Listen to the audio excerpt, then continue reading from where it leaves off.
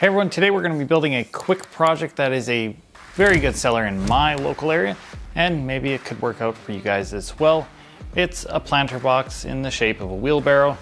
Let's get into it. Right now, a lot of people are trying to make their yards look a little bit more unique, so why don't we help them? Now, wheelbarrows have wheels. What? So I'm just using this circle template, but ice cream lid, any container lid really, you're going to be just fine.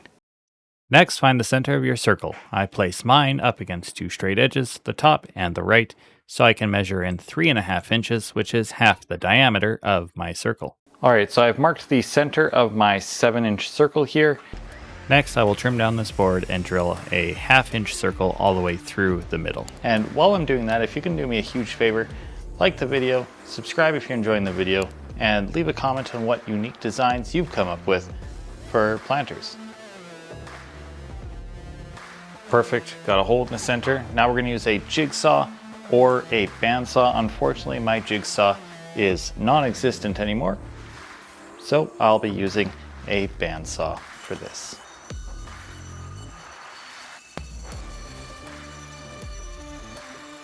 And now I'm back at this corner because I'm going to use my belt sander, and I'm just going to get it right up to the line.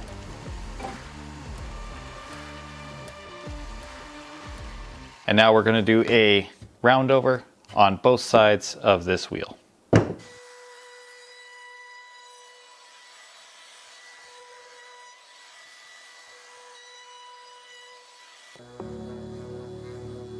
All right, that's enough sanding. All right, our wheel's done. Now we got to move on to the handles, which I'm using this scrap piece of 2x2.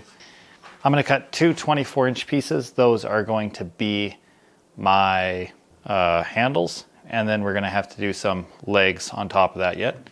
All right, so we're going to measure out two 24-inch pieces. Next, I will measure two 7.5-inch pieces. Okay, so we have a 10-degree taper that we want to cut out on each of these. They're going to be mirrored to each other, and that's going to give us a pretty nice angle outwards. We're going to do the taper about 1 inch in, just to give us some material there. All right, you're going to want to take a scrap piece of wood that will slide through quite nicely against and lock down your fence. Then you're going to take your piece of material that you want to chop off. So I kind of eyeball it a bit. I make sure I have reference points. So right back here, I'm referencing the edge of my 1x6. Over here, I have a point. But what I'm going to do is take some double-sided tape, and then I will hold this still and double-sided tape this block right here. And now I have two reference points. One, I know I'm lining it up here. The other one, it's there. Take your double-sided tape and put it on your actual workpiece.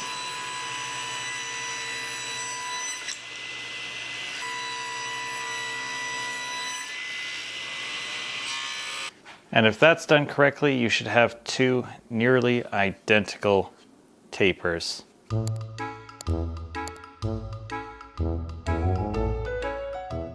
Okay, now on your tapered edge, so the taper goes up and then it goes straight. On that edge, you want to make a mark at 5 inches. Do that on both of your pieces here. Because on the inside of each of those faces, this board right here is going to get attached right here, just like this. However, if you want to make the handle seem a little bit more smooth, you can actually use your router, round over bit, just these edges here. So I'm going to quickly do that. So I'm going to line this up nice and straight with my line, and then we're going to do 2 holes. All right, now I'm going to use some pocket holes and attach that to my arms, legs, handles.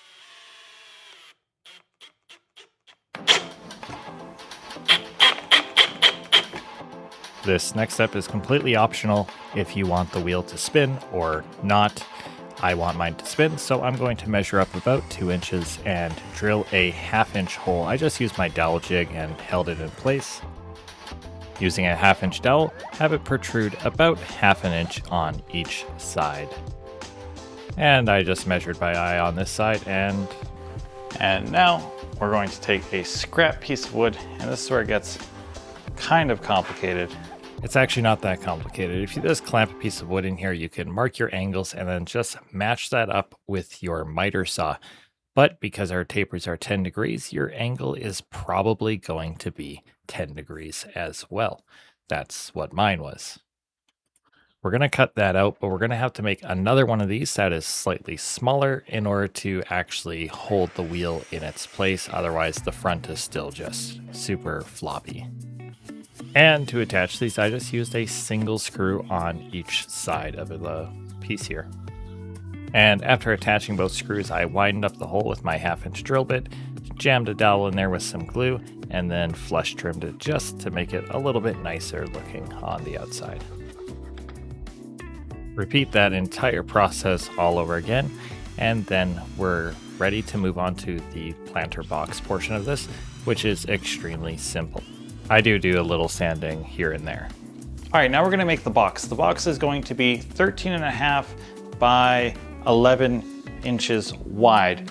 So we're gonna cut 2 pieces that are 9.5 inches long and 2 pieces that are 13.5 inches long. And that'll give us a 11 by 13.5 inch planter box, which is a decent size. It's gonna be 5.5 inches tall. So I'm gonna quickly just rip through all the cuts that I need to make because it's not gonna take me very long. And then we'll start assembling this thing.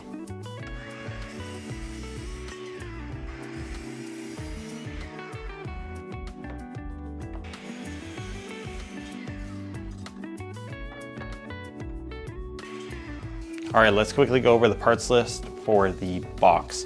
So I have 2 pieces that are 12 inches long. One is 4 inches wide, the other is 5.5. 2 pieces that are 9.5 inches long. 2 pieces that are 13.5 inches long. We are going to start assembling. It's gonna be glue and brad nails. That's all we're gonna use. I have my 2 12-inch pieces laid down flat, and I'm going to take one of my 9-inch pieces and I'm going to run glue down this.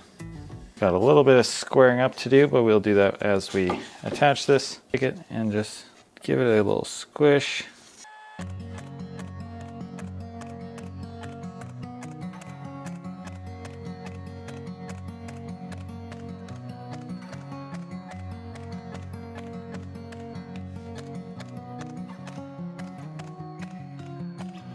All right, now I'm gonna wipe out the glue. Just clean out the inside.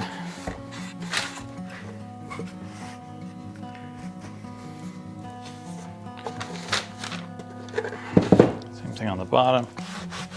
Now what I'm doing now is I'm just gonna drill a few drain holes. Okay, so we're gonna be painting this thing white. Before we do that, I want to do a little bit of a finishing technique that uses Vaseline, and it's really neat. It allows you to make something look kind of weathered and used. So we're gonna do that, and then we're gonna spray paint this all white, and we'll be good. All right, so natural weather points. I'm just using my finger for this. The handle as one will get some natural weathering points. So I wanna try to get it just along the edges, not too much in the middle.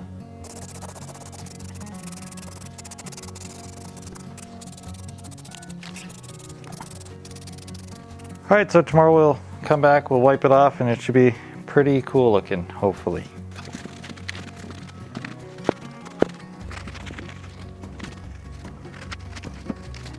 All right, so there's one last thing we have to do. We have to put the box on top of this, and I have an easy way to do it.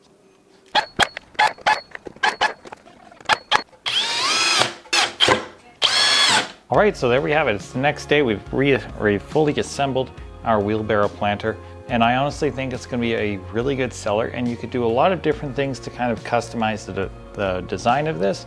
You don't need to make the wheel functional, So you can actually save on quite a bit of the extra effort doing these braces behind it. You can make these bigger, you could make these smaller. There's so many different things you could do with this to expand the product and make it a little bit better. But I think it's going to do pretty well. I'm going to find out. But anyways, hope you guys give it a shot. Let me know what you think. And as always, I will see you in the next one.